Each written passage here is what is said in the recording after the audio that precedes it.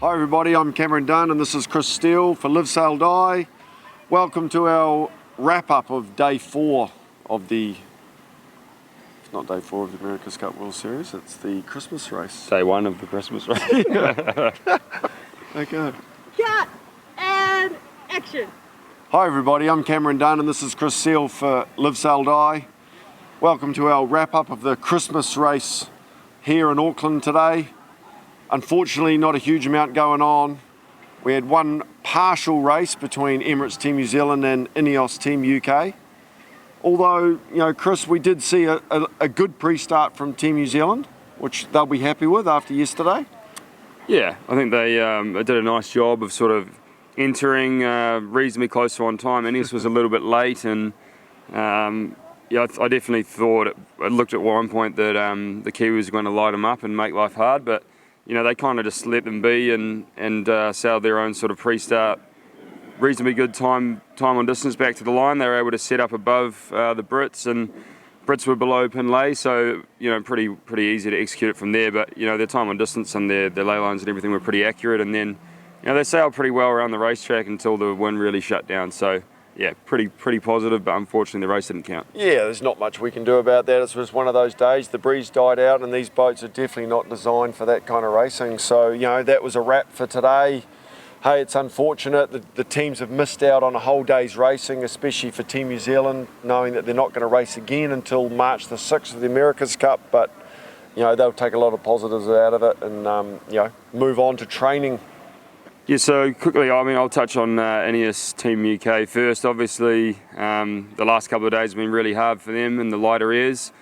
It's interesting sort of talking to people around the viaduct and whatnot from various teams, and they do have a lot of good things to say about the hull design. I think there's definitely some positives there, and I see a lot of similarities to maybe Team New Zealand's boat as well. There's definitely some similar ideas that have gone on there, but unfortunately, I don't think it's the hull. I think it's maybe their foil package. Something's not working quite so well there.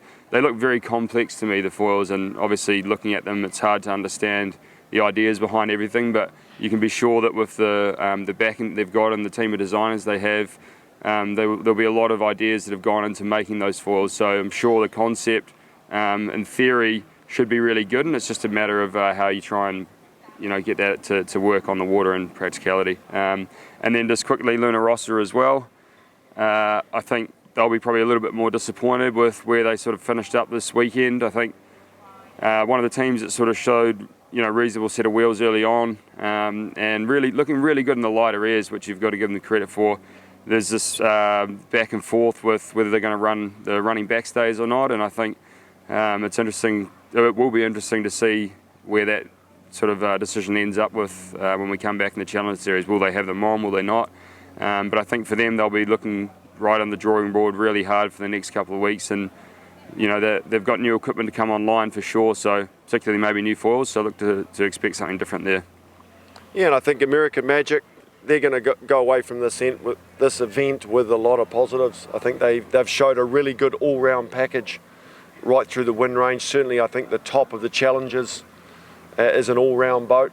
Showed some great performance against Team New Zealand in that first race. They've definitely got some work-ons. Tacking is a pretty glaringly obvious one, where they're either a little slow in the breeze coming out of their tacks, a little low and slow, but then they also have the tendency to fall off the foils every now and again, not all the time.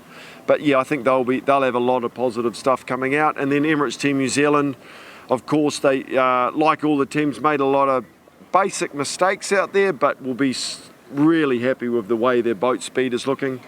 They showed that they can be behind, they can put the pressure on the boat ahead. That's the sign of a fast boat, because when they got out ahead, they were gone. So yeah, they'll be obviously disappointed today. They've got a lot of time now to just knuckle down, do their development. They've got a lot of stuff still to go. So I think they'll come out of here the happiest team.